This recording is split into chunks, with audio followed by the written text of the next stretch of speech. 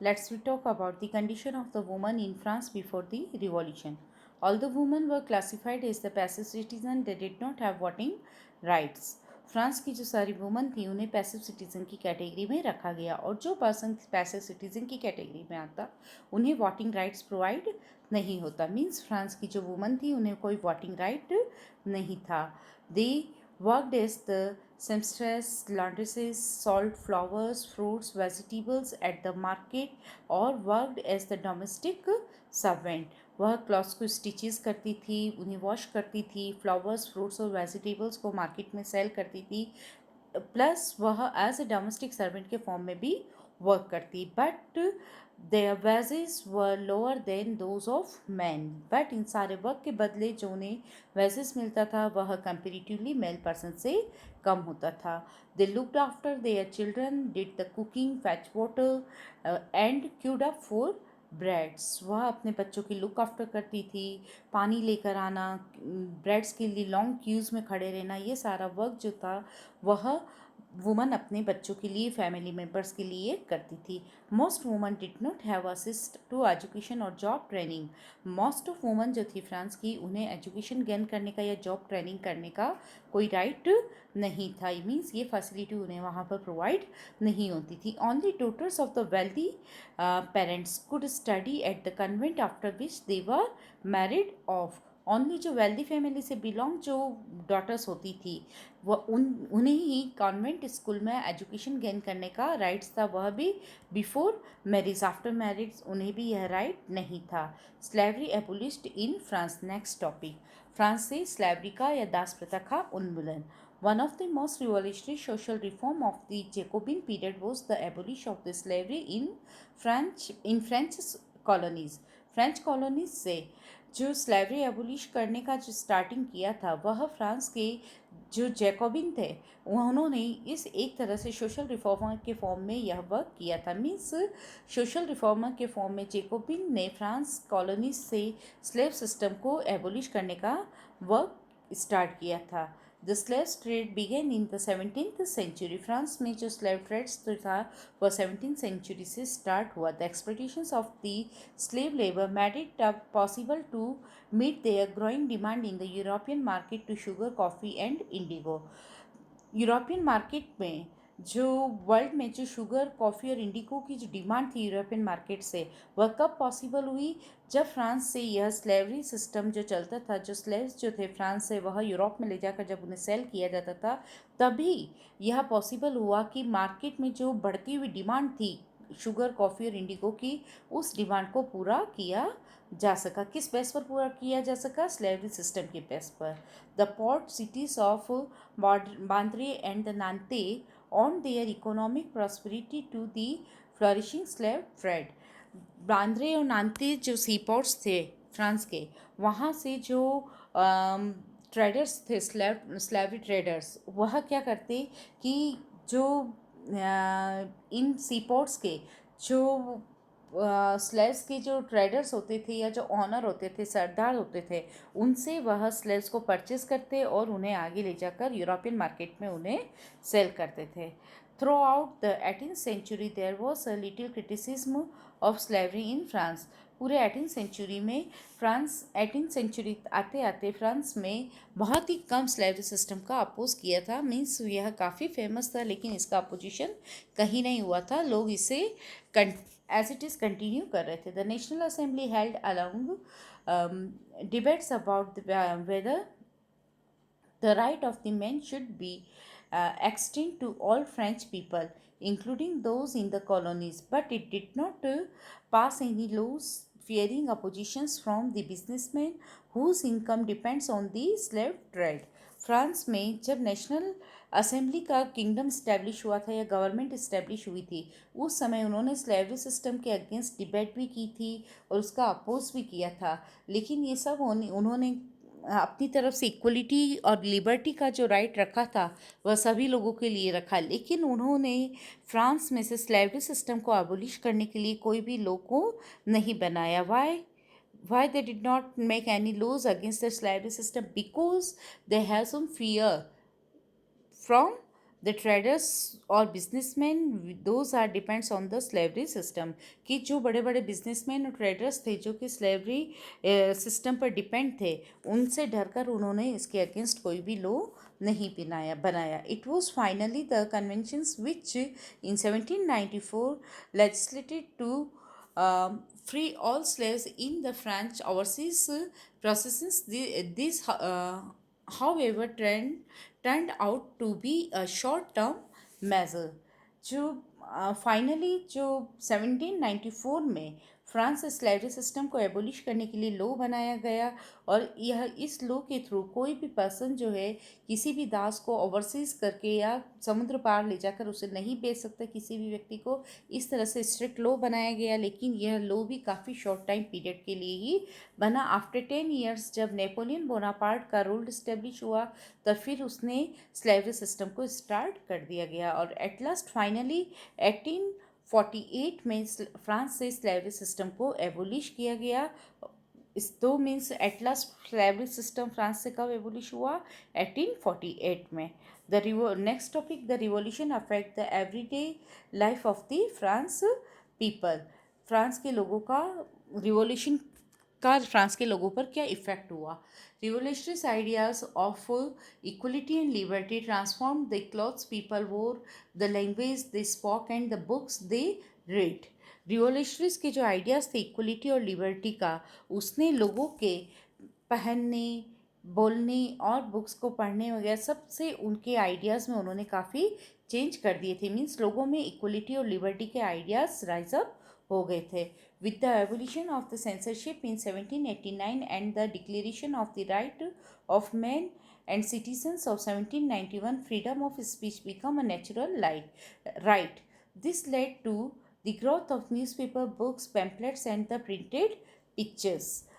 जो 1789 में जो सेंसरशिप को ख़त्म करने का जो राइट था, सेंसरशिप मीन्स कोई भी न्यूज़पेपर या कोई भी आर्टिकल जब भी प्रिंट आउट होगा तो उससे पहले जो भी कोर्ट के जो रूलर के जो मेन जो उनके द्वारा अपॉइंटेड जो लीडर्स होते थे, उनके द्वारा अप्रूव होने के बाद ही वो सारे न्यूज़पेपर या आर्टिकल जो भी मैगजीन्स में प्रिंट आउट होना था, तो उनकी परमिशन के बिना या उनके अप्रूव किए बिना वो प्रिंट आउट नहीं होते थे. लेकिन 1789 में सेंसरशिप के थ्रू यह जो राइट था वह मिटा दिया गया, जिससे क्या हुआ कि 1791 में जो कॉन्स्टिट्यूशन पास हुआ था फ्रांस का, उसके थ्रू क्या था कि जो मेल पर्सन थे उन्हें वोट देने का राइट था, और सब उसके अलावा सभी लोग जो 2 कैटेगरीज में डिवाइड कर दिया था, एक्टिव सिटीज़न और पैसिव सिटीज़न, जिसमें प्रॉस्परस और रिचर सेक्शंस के लोगों को काफ़ी अच्छे राइट्स दिए थे.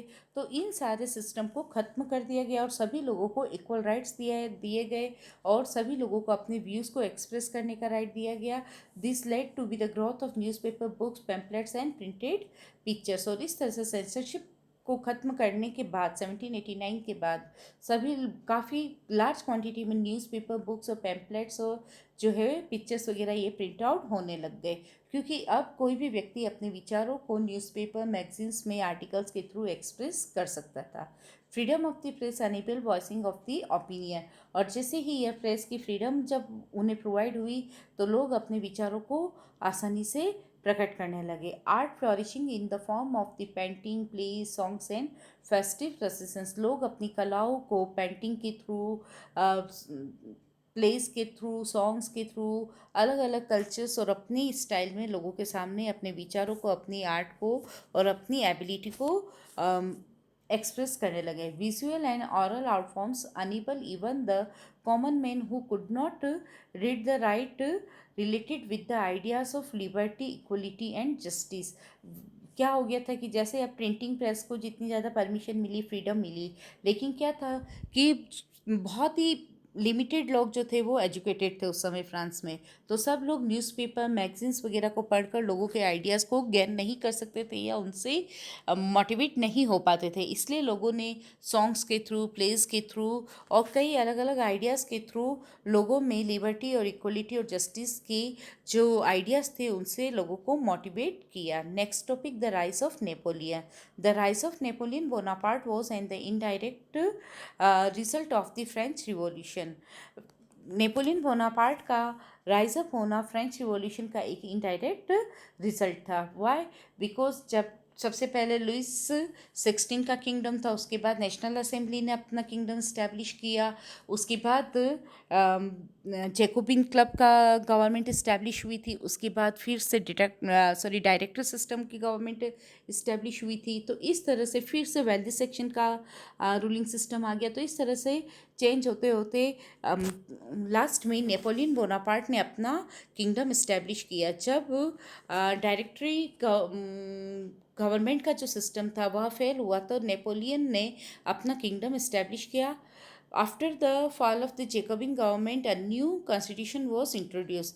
जेकोबिन गवर्नमेंट के फेल होने के बाद एक नए कॉन्स्टिट्यूशन से इंट्रोड्यूस हुआ था। It provided for two elected legislative council and the directory and the executive made up of 5 members. जो न्यू गवर्नमेंट जिससे इंट्रोड्यूस हुआ था वह था डायरेक्टरी सिस्टम, जिसके जो कि 5 मेंबर्स से मिलकर बनी हुई थी। और इस 5 मेंबर्स को यह राइट दिया गया था कि वह लॉ फॉर्मेशन करे, क्योंकि जेकोबिन टाइम पीरियड में ये सारा राइट सिर्फ सिंगल वन पर्सन को था, जो कि एक तानाशाह के फॉर्म में, डिक्टेटरशिप के फॉर्म में राइज अप हुआ था। तो अब लोग नहीं चाहते थे कि फिर से डिक्टेटरशिप को फॉलो करें, इसलिए उन्होंने डायरेक्टर सिस्टम को फॉलो किया और उसमें 5 मेंबर्स को ये राइट दिए गए कि वह लॉ की फॉर्मेशन करें। लेकिन इसमें भी कुछ इश्यूज आ गए थे, कुछ डिस्प्यूट आ गए थे। However the directors often clashed with the legislative council who then sought to dismiss them। और अक्सर क्या होता था मोस्ट ऑफ टाइम कि जब डायरेक्टर्स और लेजिस्लेटिव काउंसिल के बीच में आर्ग्यूज हो जाते थे और तब डायरेक्टर्स जो थे वो लेजिस्लेटिव काउंसिल के मेंबर्स को जो था डिसमिस कर देते थे। This clash was responsible for the political instability. और इस तरह से एक दूसरे की बात को अपोज करना और एक दूसरे को डिसमिस करना, बार बार अपनी सीट से रिमूव करने से क्या हो गया कि पॉलिटिकल जो स्टेबिलिटी थी वह नहीं बन पाई और कोई भी रूल्स और रेगुलेशंस और लॉज जो थे वो लंबे समय तक नहीं चल पाए। इस तरह से डायरेक्टरशिप जो था वो लॉन्ग टाइम पीरियड तक अपनी गवर्नमेंट को रन नहीं कर पाए। Napoleon took advantage of the situation and become the director with the help of the army. अब क्या हो गया था, इस पॉलिटिकल इनस्टेबिलिटी का बेनिफिट किसने उठाया? नेपोलियन बोनापार्ट ने इसका एडवांटेज लिया कि जब डायरेक्टरशिप में जब पॉलिटिकल इंस्टेबिलिटी है तो इस सिचुएशन का बेनिफिट नेपोलियन बोनापार्ट ने इसका एडवांटेज लिया और उसने अपना किंगडम फ्रांस में इस्टेब्लिश कर लिया। अपनी आर्मी लेकर फ्रांस पहुंचा और वहां पर अटैक करके उसने अपना किंगडम इस्टेब्लिश किया। In 1804 Napoleon declared himself as emperor of the France. 1804 में नेपोलियन ने फ्रांस अपने आप खुद को फ्रांस का एम्परर डिक्लेयर कर दिया और अपनी आर्मी के साथ फ्रांस पर अटैक किया और उसे डिफीट कर दिया और वहाँ पर अपना किंगडम इस्टेब्लिश कर दिया। He was a brilliant general and used his armies to conquer the dominate all the neighboring countries। वह काफ़ी बड़ा एक ब्रिलियंट रूलर था और उसने अपनी आर्मी के साथ नेबरिंग कंट्रीज़ को, काफ़ी नेबरिंग कंट्रीज़ को डिफीट किया। इवन ब्रिटेन और रशिया तक को उसने डिफीट कर दिया था। हाउएवर हिज सक्सेस वर शॉर्ट लिव्ड। इवन उसने जो डिफीट करके जो सक्सेस गेन हुई की थी ब्रिटेन और रशिया पर अपना जो किंगडम इस्टेब्लिश किया था, यह सक्सेस काफ़ी शॉर्ट टाइम पीरियड के लिए ही रही। Britain, Russia, Austria, Persia jointly defeated him to Leipzig and again at Waterloo in 1815। Britain, Persia, Austria और रशिया ने जॉइंटली फ्रांस पर अटैक किया और नेपोलियन बोनापार्ट को वाटरलू में 1815 में डिफीट कर दिया और फिर से फ्रांस से पर अपना किंगडम इस्टेब्लिश कर दिया। He was captured at the end sent at the prisoners to the island of the Saint Helena where he died in 1821। और इस तरह से नेपोलियन बोनापार्ट को 1815 में ब्रिटेन, पर्शिया, ऑस्ट्रिया और रशिया की आर्मी के द्वारा डिफीट करके उसे अरेस्ट कर लिया गया और उसे जेल में बंद कर दिया गया। कहाँ पर? सेंट हेलेना आइलैंड में, और जहाँ पर 1821 में उसकी डेथ हो गई। The political, economic and social conditions of France before and after the revolution. French revolution से पहले फ्रांस की पॉलिटिकल, सोशल और economic condition. Before revolution, political condition, France was under the rule of monarch with Louis XVI. Before revolution, France का जो power थी वह सारी monarch system के फॉर्म में थी और लुइस 16 के हाथ में सारी पावर थी, मीन्स वहाँ पर किंगडम रन होता था. And after revolution France become a republic, और रिवॉल्यूशन के बाद फ्रांस क्या बन गया, एक रिपब्लिक कंट्री बन गया. All the political power, Republic country means सारी पावर जो थी वह पीपल के हाथ में आ गई थी. All the political power were in the hand of the first two states. Before revolution France की जो सारी पॉलिटिकल पावर थी वह इसके टू स्टेट्स के हाथ हैंड में थी. कौन सा, फर्स्ट स्टेट और सेकंड स्टेट, जो कि क्लर्गी और नॉबिलिटीज फैमिली से बिलोंग करते थे. और after revolution the political powers were given to the common masses, और रिवॉल्यूशन के बाद जो पॉलिटिकल पावर थी वह सभी लोगों को इक्वल फॉर्म में डिस्ट्रीब्यूट कर दी गई. Next, economic condition. All before revolution all the taxes were paid by the people of the third states. The members of the first two states were expected from all the taxes. अब क्या था कि जो economic condition की बात करें तो revolution से पहले जो टैक्स पे करने का वर्क करता था वह था सिर्फ थर्ड स्टेट. फर्स्ट और सेकंड स्टेट जो था वह टैक्स पे करने की कंडीशन से फ्री थे, उन्हें कोई टैक्स पे नहीं करना पड़ता. But after the revolution each जो भी जिनकी भी इनकम अच्छी थी और जो भी वेल्दी पर्सनस थे उन्हें टैक्स पे करना पड़ता था. They all have right of the pay taxings, और जो उन्हें वोट देने का राइट भी था, जबकि उसके पहले उन्हें कोई भी थर्ड स्टेट्स के लोगों को सिर्फ टैक्स पे करने का राइट था, वोट देने का राइट नहीं था. लेकिन रिवॉल्यूशन के बाद उन सभी लोगों को जिनकी वेल्दी कंडीशन थी तो वो टैक्स भी पे करते और वोट भी देने का राइट था. The government was under heavy depth. Revolution के पहले लुइस 16 के टाइम पीरियड में जो गवर्नमेंट जो थी उसके ऊपर काफ़ी कर्जा था, मीन्स इकोनॉमिक कंडीशन काफ़ी पुअर थी. But after revolution the economic condition of the government was improved. Economic condition जो थी वो इम्प्रूव हो गई. Next, social condition. People of third state were discriminated.